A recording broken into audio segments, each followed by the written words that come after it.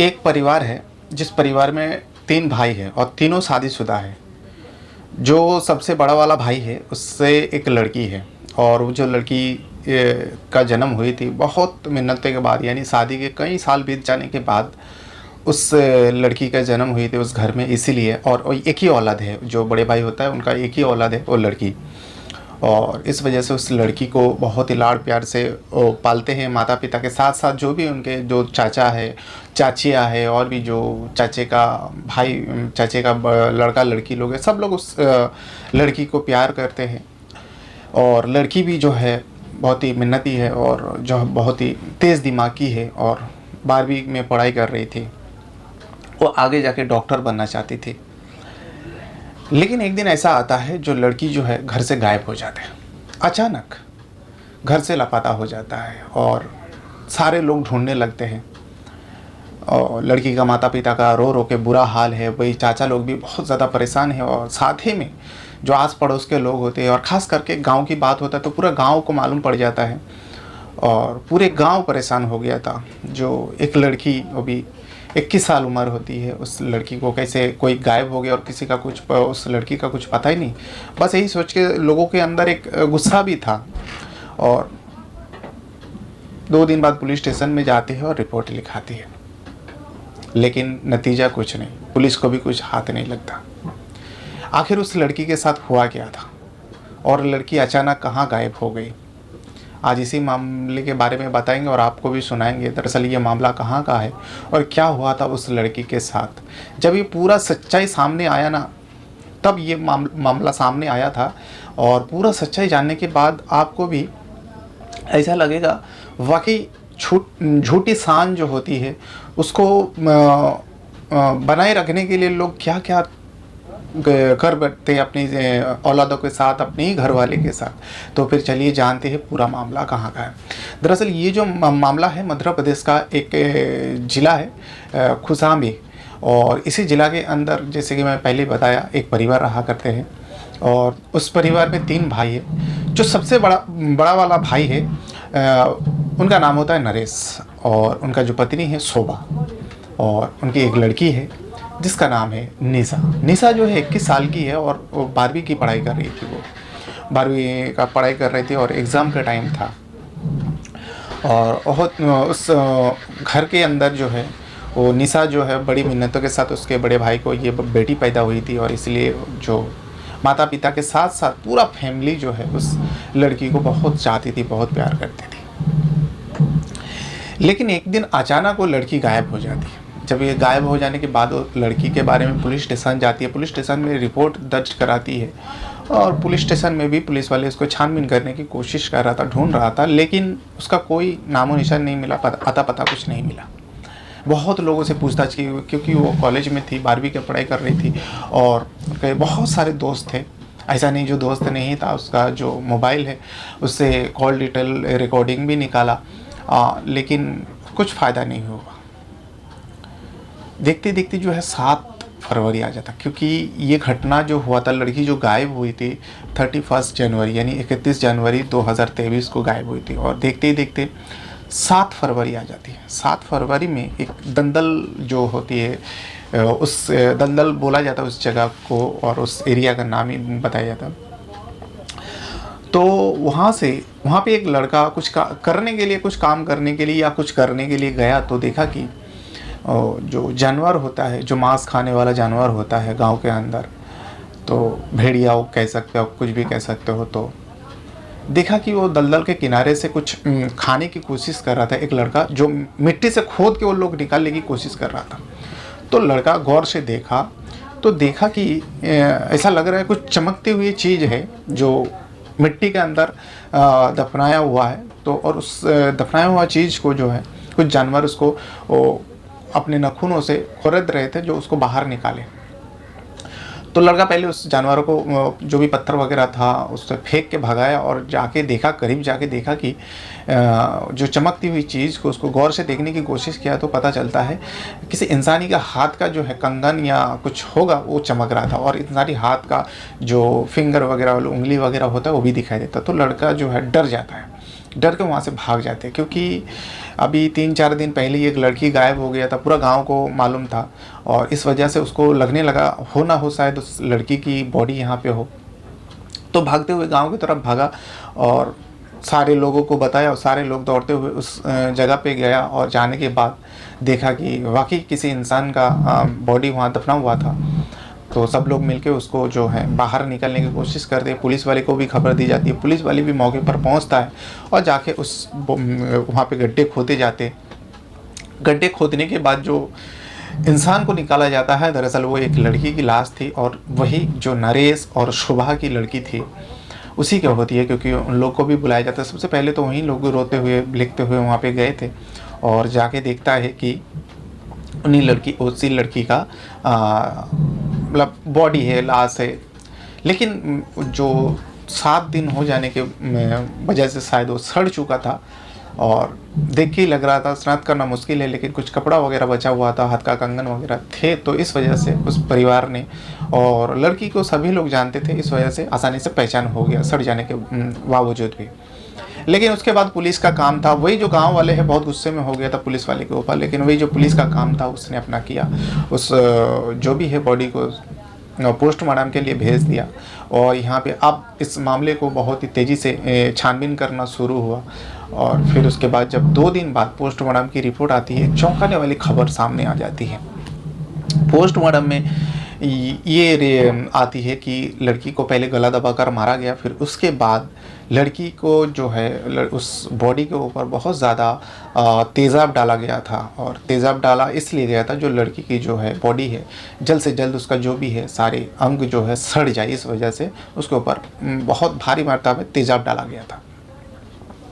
अब सबसे इम्पोर्टेंट जो बात पुलिस वाले को पता चली थी पोस्टमार्टम से, लड़की जो है 1 महीने का गर्भवती थी, ये मेन पॉइंट था। अब पुलिस वाले को लगने लगा शायद वजह यही होगी, जो लड़की गर्भवती हो गई थी इस वजह से उसको मार दिया गया उसका बॉयफ्रेंड।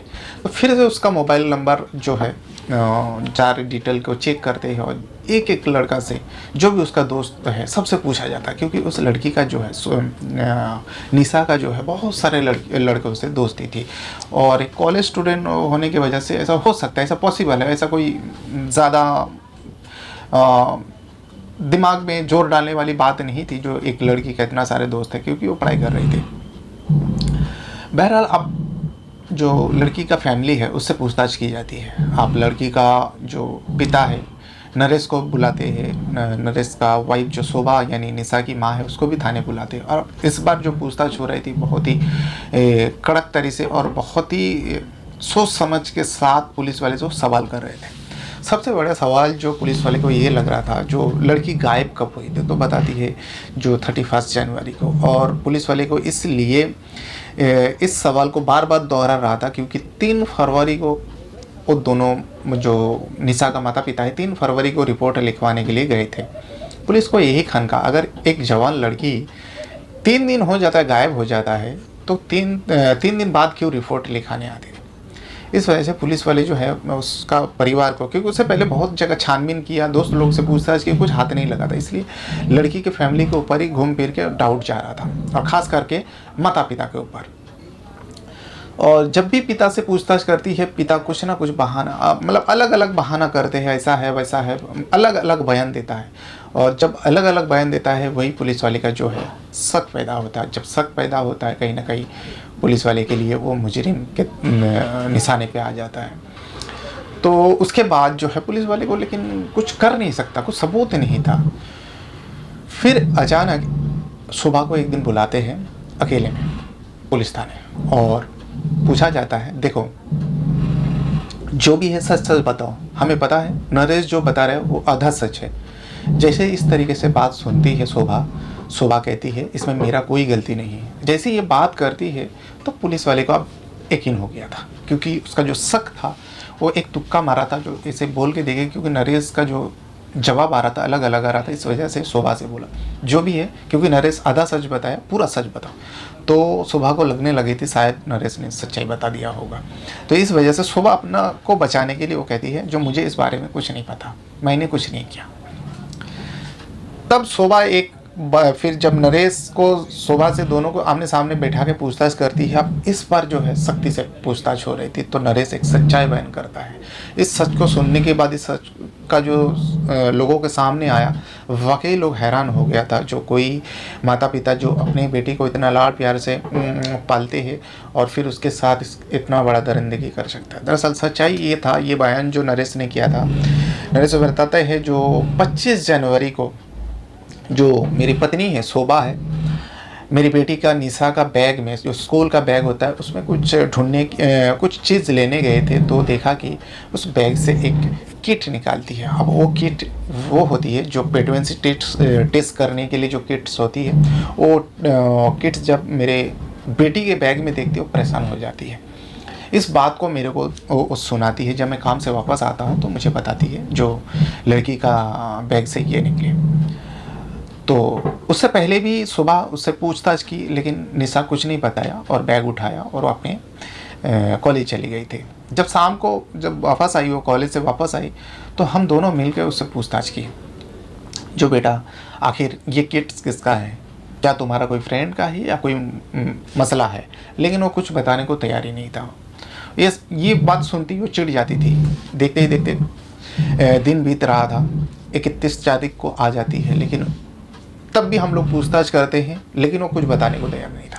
इस वजह से हम लोग को परेशानी हुआ, हम लोग को टेंशन में आ गया। जो एक ही लड़की है और लड़की को हम लोग इतना प्यार करते हैं और लड़की ये गोल खिला रही है। ये बात जो है मैं अपने दोनों भाइयों को बताता हूँ, और दोनों भाई जो है, एक का नाम है गुलाब और दूसरे का नाम है रमेश।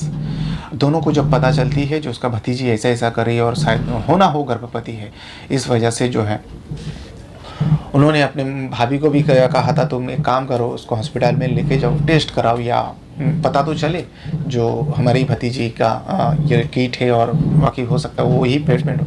लेकिन वो भतीजी जो है निशा जाने से इनकार कर रही थी और जाना ही नहीं चाहती थी। इस वजह से तो पूरा परिवार मिलके एक षड्यंत्र रचते हैं। षड्यंत्र के मुताबिक 31 जनवरी को जो है रात के वक्त निशा को कुछ नशीली जो खाने के साथ नशीली कुछ चीज़ें दी जाती है, जिससे उसका जो है बेहोशी की हालत हो जाती है। और उसी बीच जो दोनों चाचा गुलाब, रमेश और निशा का जो पिता है नरेश, तीनों मिलके, और शोभा भी वहीं पे खड़ी थी, और तीनों मिलके उस लड़की का गला दबाते हैं। फिर उसके बाद उसका मर्डर कर देते हैं, यानी उसका मौत हो जाती है। अब मौत हो जाने के बाद उसको ले जाके एक दलदल किनारे पे, जो दलदल जगह बोला जाता है, उस दलदल के वहाँ पे जाके गड्ढा खोदते हैं और उसमें दफना देते हैं, और उसके ऊपर भारी मात्रा में तेजाब जो एसिड होती है उसको डाल दिया जाता है, जो जल्द से जल्द इस बॉडी सड़ जाए, गल जाए। तो इस वजह से उसके ऊपर डाला था। लेकिन जब ये पूरी सच्चाई जब सामने आई, तब लोग हैरान हो गया था। एक झूठी शान के खातिर, हाँ लड़की प्रेग्नेंट थी 1 महीना, हो सकता था जो माता पिता उसको समझा बुझा के जो उसका जो प्रेगनेंसी है उसको ख़त्म कर सकता है या गर्भपात करा सकता है, क्योंकि 1 ही महीना हुआ था। और बाकी अगर ऐसा भी था तो लड़की का शादी करा देते जल्द से जल्द किसी लड़के के साथ, या फिर जो उस लड़की को प्रेग्नेंट किया था उसी से बात करके, अगर वो अच्छा लड़का होता बाकी उससे शादी करता, अगर प्यार मोहब्बत का कुछ बात था। लेकिन यहाँ पे एक माता पिता ने एक कदम उठाया और उसका साथ देने वाला उसके सगे 2 चाचा हैं जो गुलाब और रमेश, वो दोनों भी इस झूठी शान के खातिर जो हमारी बदनामी होगी और उस बेटी की जान ले लेती है। बहरहाल ये था पूरा कहानी। और उसके बाद पुलिस ने उस चारों को गिरफ्तार कर लिया, माता पिता के साथ साथ 2 चाचा को भी गिरफ्तार किया और दोनों को जेल में डाल दिया। और इसका चार्जशीट अभी दाखिल होना बाकी है। चार्जशीट में जो भी उन लोग करतूत किया है वो भी पूरा सच्चाई सामने आएगी। और हाँ, यहाँ पे देखिए एक सच्चाई और है, लड़की जो गर्भवती हुई थी किससे हुई थी इसका खुलासा अभी तक कुछ भी नहीं हुआ। अभी पुलिस का छानबीन चालू है, आगे पता चल सकते हैं जो लड़की को गर्भवती करने वाला कौन था। लेकिन इतना तो पता चला है पूछताछ से, बहुत सारे पूछताछ हुई है, और लड़की का जो है बहुत सारे लड़कों के साथ शारीरिक संबंध थे। तो ये थी पूरा कहानी जो उत्तर प्रदेश से आया हुआ था। और आपको भी अगर इस कहानी के बारे में कुछ कहना है, कुछ बताना है, तो इसी वीडियो के कमेंट बॉक्स में बताइएगा। अगर इसका डिटेल आप जानना चाहेंगे तो आप गूगल पे सर्च कर सकते हो। ये सच्ची घटना है। और इस वीडियो को देखने के लिए आपका धन्यवाद करता हूँ। अपने साथ साथ अपना परिवार का भी बहुत ज़्यादा ख्याल रखिएगा। Thank you.